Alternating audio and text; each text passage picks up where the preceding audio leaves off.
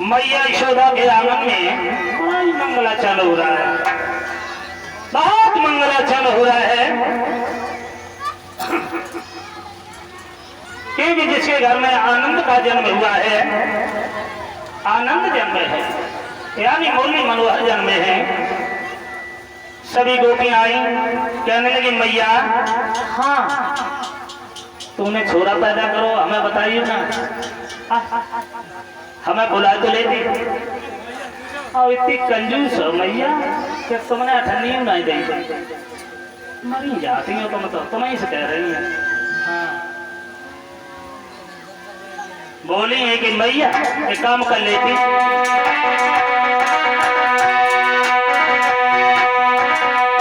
अरे कछु लेती न देती, कछु लेती न देती, अरे बुला लेती, कछु लेती न देती, बुला लेती, कछु लेती न देती।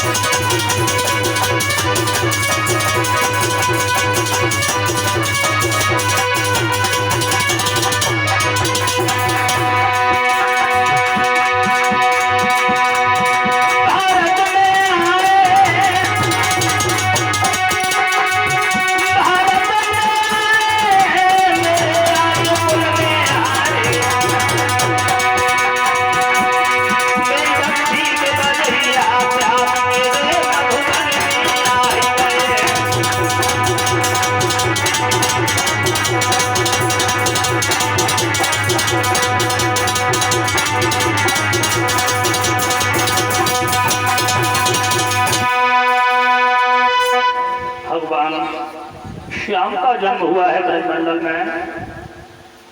बाल लीलाएं करने के लिए आज रजनी के समय बंदी गृह से गोकुल में आए हैं।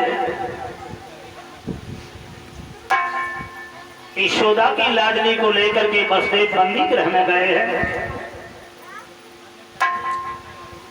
जैसे ही उस बेटी को लेकर के जेल में गए,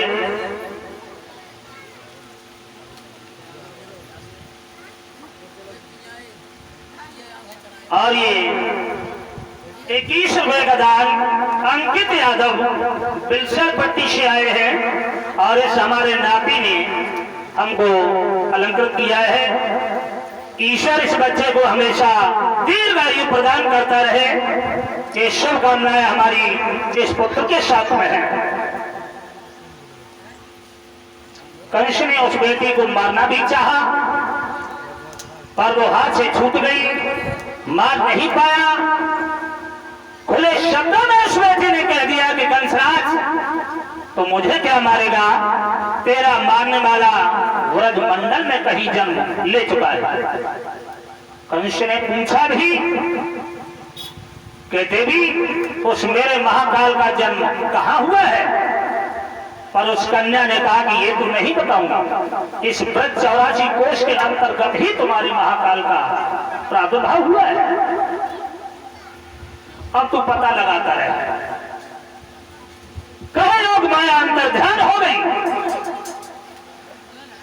कंस ने देवकी को बहुत वरिष्ठ ज्ञान दिया। कहा कि बहन, जो आता है वो मरता निश्चित है। जिसका जन्म हुआ है वो स्वर्ग में जरूर जाएगा। तुम्हारे इन बच्चों का काल मेरे हाथों से था, इसमें गलती मेरी भी नहीं है। मेरे हाथों से मारे गए। दुनिया में बहन कोई अमर नहीं रहा। आत्म ज्ञान दिया, अमर बहन कोई नहीं रहता। आज नहीं कल, कल नहीं परसों।